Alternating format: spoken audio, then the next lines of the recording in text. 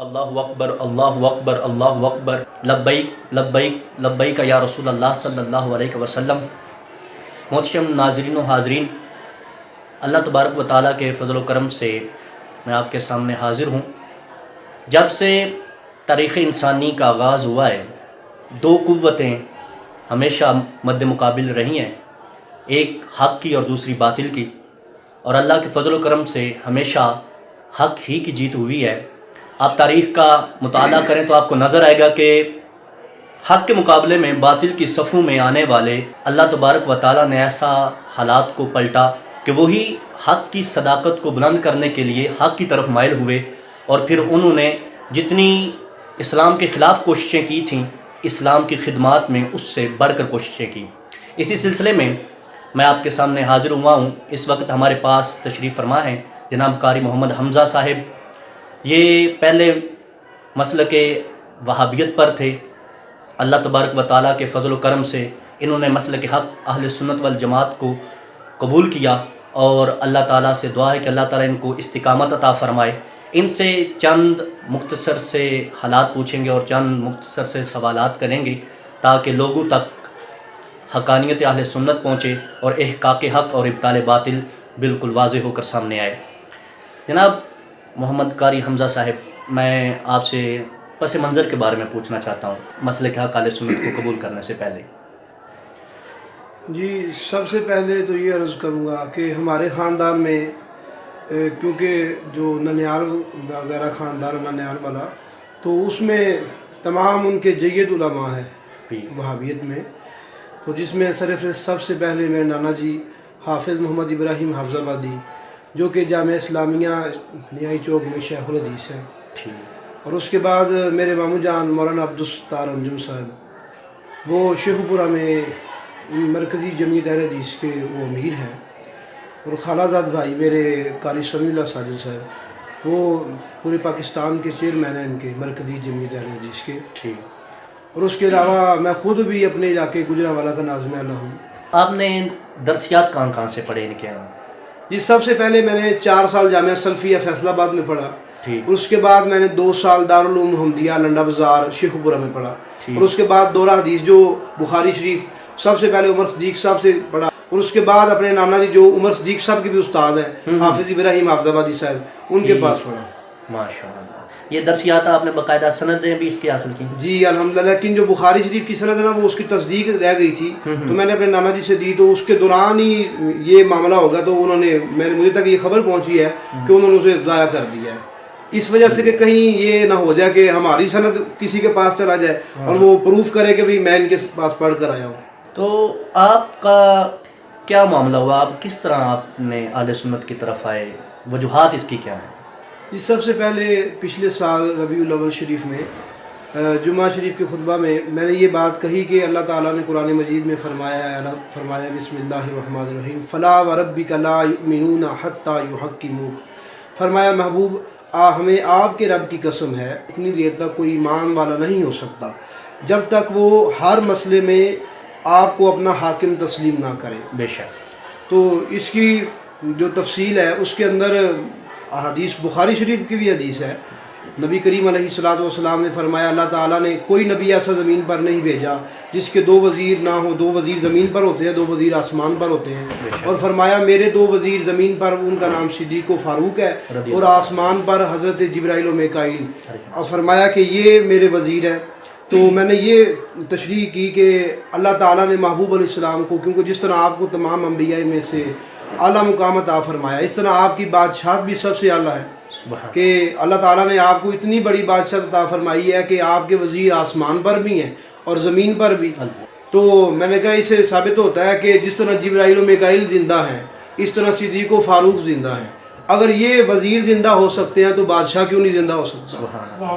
اور میں نے ایک بات اور بھی کہی کہ خدائی اللہ تعالیٰ کی ہے، لیکن اللہ پاک نے اپنے محبوب علیہ الصلوۃ والسلام کو اپنے کرم سے نوازا، یہ ہے کہ اللہ تعالیٰ نے خدائی اللہ کی ہے، بادشاہت نبی کریم علیہ الصلوۃ والسلام کو اللہ پاک نے عطا فرمائی۔ تو اسی وجہ سے کاموں کی میں جو میں پڑھاتا تھا، وہ اسی وجہ سے مسجد میں، کیونکہ وہ کچھ احباب ایسے تھے جو مدرسے میں پڑھے ہوئے تھے، تو انہوں نے بحث طویل کی، اور یہ بھی کہا کہ آپ نے جو یہ مسئلہ بیان کیا یہ بریلویوں والا ہے، اور انہوں نے میرے نانا جی حافظ ابراہیم صاحب کے پاس آ کر شکایت کی، کوئی آپ کے نواسہ ہے تو اس نے یہ بات کی ہے. تو میں نے ان سے کہا بھی حدیث شریف میں یہ بات آتی ہے، تو آپ مجھے اس سے کیوں روک رہے ہیں؟ ہم خود کو اہل حدیث کہلاتے ہیں، تو اگر ہم حدیث کو نہ مانیں تو پھر فائدہ کیا اہل حدیث ہونے کا؟ تو انہوں نے کہا بھی یہ حدیث بیان نہیں کرنی چاہیے. اچھا. میں نے کہا وہ کیوں؟ حالانکہ سند کے لحاظ سے بھی ٹھیک ہے، اور امام بخاری جس پر آپ کا اتنا ایمان ہے کہ آپ کہتے ہیں کہ ان کے علاوہ کوئی حدیث بیان کرے وہ ہمارے نزدیک قابل قبول ہی نہیں ہے. بالکل. آپ خود انہیں ائمہ مجتہدین میں کہتے ہیں کہ ان کی بات بالکل ٹھیک ہے، بخاری شریف کے اوپر اندھا دھندھا آپ اعتماد کرتے ہیں، حالانکہ کسی حدیث میں بھی نہیں آیا یا کسی قرآن کی آیت میں بھی نہیں آیا کہ قرآن کے بعد بخاری شریف کا درجہ ہے. ایسے ہی. یا کسی حدیث میں سرکار نے فرمایا ہو کہ بھئی بخاری شریف وہ کتاب ہے جس کا درجہ قرآن کے بعد ہے، اور یا یہ فرمایا ہو کہ بات ماننی ہے تو صرف بخاری کی مانی، کسی اور کی نہیں ماننی. ہاں جی، یہ بات تو کہیں بھی نہیں آئی. تو میں نے کہا پھر سب سے بڑی بات یہ بدعت ہوئی. ہم دوسروں کو کہتے ہیں کہ بھئی آپ بدعت کرتے ہیں، تو ہمارے خود مذہب میں ہمارے عقیدے میں خود بدعت شامل ہو گئی ہیں. تو میں نے کہا اگر یہ بات حدیث بیان نہیں کرنی تھی تو ہمیں پھر چاہیے تھا کہ ہمیں حدیث نہ کہلواتے، وہ یعنی کہ آئے بائے شائیں کرنا شروع کر دیا. تو وہاں سے ابتدا ہوئی میری یعنی کہ سرچ کرنے کی. ٹھیک ہے. تو قبلہ مفتی احسان اللہ نقشبندی صاحب جامعہ مدینہ العلم عالم جو گجرانوالہ میں، آپ کے پاس میں گیا. آپ کے پاس جا کر میں نے کافی یعنی کہ مسائل کے لیے تقریباً پہلے دن تو 3 گھنٹے تقریباً میری ان سے بحث مباحثہ ہوا. تو انہوں نے مجھے مختلف کتابوں کے بارے میں بتایا. تو پھر ایک بات اور جو میں نے یہ کرنی ہے کہ اللہ اور اس کے رسول صلی اللہ علیہ وسلم کے فضل و کرم سے مجھے ایک روحانی فیض ملا ہے. ماشاءاللہ، روحانی فیض. ہاں جی، کہ اللہ تعالیٰ نے، میں نے جب استخارے کی نیت سے جو نیت کی تھی، دعا کی تھی کہ اللہ پاک مجھے ہدایت کا رستہ عطا فرمائے، تو استخارے کی نیت سے میں نے جب وہ استخارہ کیا تو اس میں مجھے بزرگ نظر آئے، نورانی چہرے والے، اور وہ سفید اماموں میں تھے سب حضرات، لیکن انہوں نے جو امامہ باندھا ہوا تھا شکل سے ایسے لگ رہا تھا کوئی بادشاہ کھڑا ہوا ہے. سبحان اللہ. تو اس طرح ماحول تھا کہ مجھے سمجھ نہیں آ رہی تھی. باغ تھا، سفید امامے والے لوگ بیٹھے تھے، تو میں پریشان تھا کہ میں جاؤں کس طرح. تو اچانک کسی نے کندھے پر ہاتھ رکھا پیچھے سے، تو میں نے دیکھا تو وہ بزرگ کھڑے تھے، کیونکہ مجھے ان کی پہچان نہیں تھی پہلے. تو انہوں نے مجھے کہا کہ حضرت صاحب آپ کیوں پریشان ہوتے ہیں؟ یہ جو سامنے رستہ جا رہا ہے نا، یہ ہمارا رستہ ہے، یہ کامیابی کا رستہ ہے، اس پر چلے جائیں جنت پہنچ جائیں گے. سبحان اللہ، ماشاءاللہ. اور جب میں نے تحقیق کی تو پتہ چلا وہ حضرت پیر سید شبیر حسین شاہ حافظ آبادی رحمۃ اللہ علیہ آپ کی ذات تھی. ماشاءاللہ. آپ کو پتہ ہے کہ جب بندہ راہ راست پہ آتا ہے نا تو اس کو مشکلات کا سامنا کرنا پڑتا ہے. صحابہ کرام ہم سیرت کو دیکھیں تو ہمیں بہت سارا نظر آتا ہے اس میں. بے شک. تو ظاہری بات ہے آپ بھی ایک جہان کو چھوڑ کے اسلام کی طرف آئے ہیں، تو آپ کو بھی یقیناً مشکلات کا سامنا کرنا پڑا ہوگا. جی بالکل. سب سے پہلے یہ ہوا کہ گھر والوں نے، یعنی کہ والدہ میری اور والد صاحب، تو وہ پہلے سنی ہے والد صاحب، تو والدہ کی طرف سے کچھ ہوا کہ وہ بھی ہمارے خاندان والے کیا کہیں گے، حالانکہ وہ بھی پڑھی لکھی ہیں، کوئی بالکل تو نہیں نہ ہے.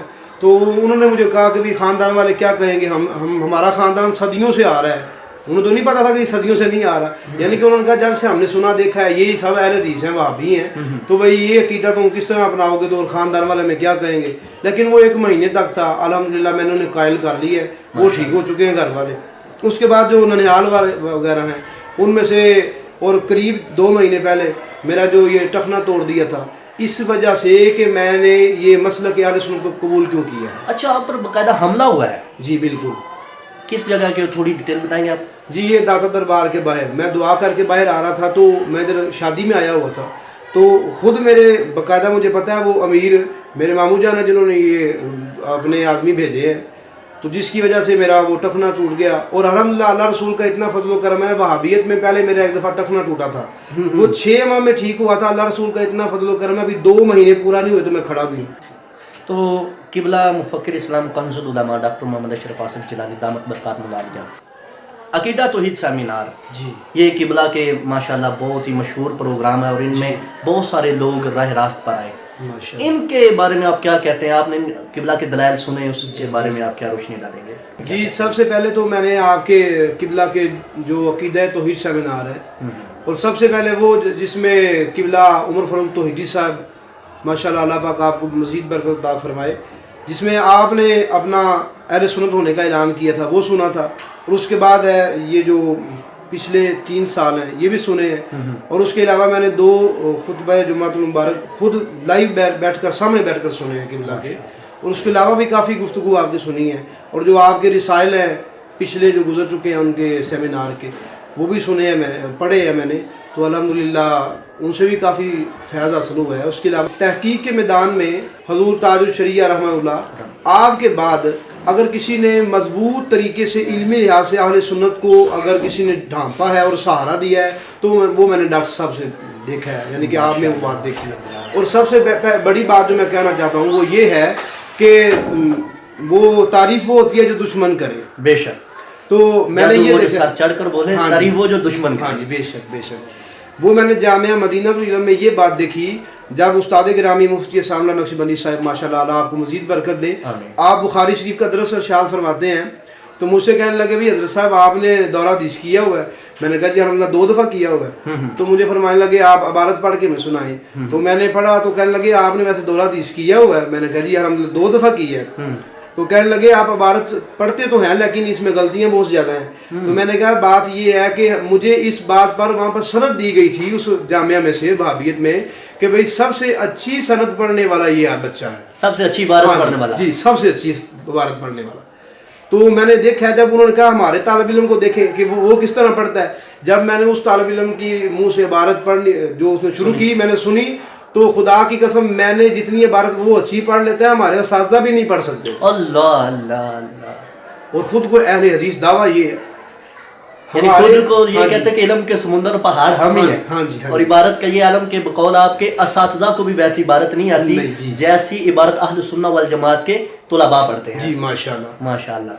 اور یہ طالب علم کی بات، ہاں جی طالب تو قبلہ ڈاکٹر صاحب ماشاءاللہ آپ کی شان تو برابر ہو رہا ہے جب آپ نے بغداد شریف میں پڑھا ہے اور ان سے پڑھا ہے جنہوں نے صحابہ کرام سے وہ حدیث لی ہیں، اور آپ ان کے یعنی کہ سند یافتہ ہیں، آپ مستند عالم ہیں، تو آپ کی ماشاءاللہ علم کا کیا عالم ہوگا جب ایک اہل سنت کا چھوٹا سا طالب علم اتنی اچھی پڑھ لیتا ہے تو استادوں کا عالم کیا ہوگا۔ میں نے جو اپنے نظریے، میں نے کسی سے سنا نہیں نہ کسی کے دباؤ میں آ کر یہ کہتا ہوں، خود اپنے نظریے سے یہ کہوں گا کہ ڈاکٹر صاحب ماشاءاللہ وہ عالم ہیں، اگر آپ کے سامنے کوئی بڑے سے بڑا بھی بد عقیدہ آدمی آ جائے نا، اگر وہ جادوگر بھی ہو تو ڈاکٹر صاحب کے علم کے جادو سے اس کا اپنا جادو ٹوٹ جائے گا انشاءاللہ۔ اللہ کے فضل و کرم سے حضور علیہ الصلوۃ والسلام کی نگاہ کرم سے یہ ملا ہے آپ کو کہ ماشاءاللہ آپ نے اتنا کام کر رہے ہیں، میں دیکھ رہا ہوں ابھی میں نے جامعہ دیکھا ہے ماشاءاللہ، اور بغیر کسی ڈالر کسی ریال کے، بے شک ماشاءاللہ باہر سے کوئی امداد نہیں آتی، تو آپ نے خود پاکستان میں خود کو اس طرح مستحکم کیا کہ آپ نے اتنے کم عرصے میں اور اتنا 24 گھنٹے میں آرام بھی نہیں کرتے، اور آپ اس طرح ماشاءاللہ سرکار کے دین کو پھیلا رہے ہیں ماشاءاللہ، اور امید کرتا ہوں انشاءاللہ مزید بھی آپ اس طرح کرتے رہیں گے، اللہ آپ کو مزید برکت عطا فرمائے، آمین بجاہ نبی الامین۔ ناظرین سنا آپ نے، یہ اللہ تبارک و تعالیٰ کی خاص قبلہ مفکر اسلام کنز العلماء ڈاکٹر محمد اشرف آصف جلالی صاحب پر نگاہ کرم ہے کہ اللہ تعالیٰ نے اتنی کوالٹیوں سے اور اتنی خصوصیات سے نوازا ہے۔ اس وقت آپ نے گفتگو سنی حضرت علامہ مولانا محمد حمزہ قاری صاحب کی، اور آپ دیکھ لیں کہ اللہ تبارک و تعالیٰ حق کو خود بلند فرماتا ہے، اور یہ ہمارے لیے قابل فخر بات ہے کہ ایک ہوتا ہے عام بندہ، جاہل بندہ جس نے درسیات اور دین کو زیادہ نہیں پڑھا ہوتا، اور ایک ہوتا ہے کہ جس نے پڑھا ہو پھر 2 مرتبہ دورہ کیا ہو، تو دیکھ لیں ان کا دورہ چھٹ گیا اور اللہ تبارک و تعالیٰ نے ان کو سرکار صلی اللہ علیہ وسلم کی غلامی کا دورہ عطا فرما دیا ہے۔ میں اللہ تبارک و تعالیٰ سے دعا کرتا ہوں کہ اپنی مزید رحمت کے صدقے حضور مفکر اسلام کنز العلماء ڈاکٹر محمد اشرف آصف جلالی کو مزید ترقی عطا فرمائے، اور آپ کے علم میں، حلم میں، کاروبار میں، مال میں، جان میں، عزت میں، آبرو میں خیر برکت کا نزول فرمائے، اور علامہ صاحب کو مسلک حقہ اہل سنہ والجماعت پر استقامت عطا فرمائے۔